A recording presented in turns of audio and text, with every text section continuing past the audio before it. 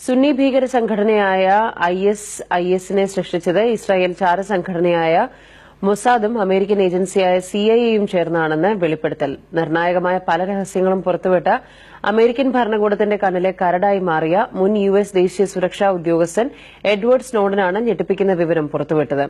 Is നേതാവ് അബൂബക്കർ അൽ ബഗ്ദാദിക്ക് Mossad ഒരു വർഷത്തോളം സൈനിക പരിശീലനം നൽകിയെന്നും സ്നോഡൻ വെളിപ്പെടുത്തി.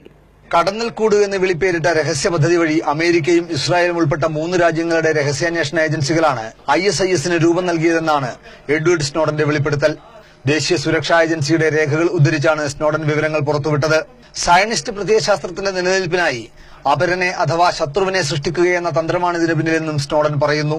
ഇസ്ലാമിക ഭീകരതയെ ഉയർത്തിക്കാട്ടി ഇസ്രായേലിന്റെ നിലനിൽപ്പും അസ്തിത്വവും ഉറപ്പിക്കുന്നതിനായി അതിർത്തിക്കപ്പുറം ശത്രുവെന്ന പ്രതീതി സൃഷ്ടിക്കുന്ന ഭരണകൂട ഭീകരബുദ്ധിയാണ് ഐഎസിന്റെ സൃഷ്ടിക്ക് പിന്നിലെന്ന് സ്നോഡൻ പറയുന്നു. ഐഎസ് തലവനും സ്വയം പ്രഖ്യാപിത ഖലീഫയുമായ അബൂബക്കർ അൽ ബഗ്ദാദി ഒരു വർഷത്തോളം മൊസാദിന്റെ സൈനിക പരിശീലന ക്യാമ്പിൽ പങ്കെടുത്തിട്ടുണ്ടെന്നും സ്നോഡൻ വെളിപ്പെടുത്തുന്നു.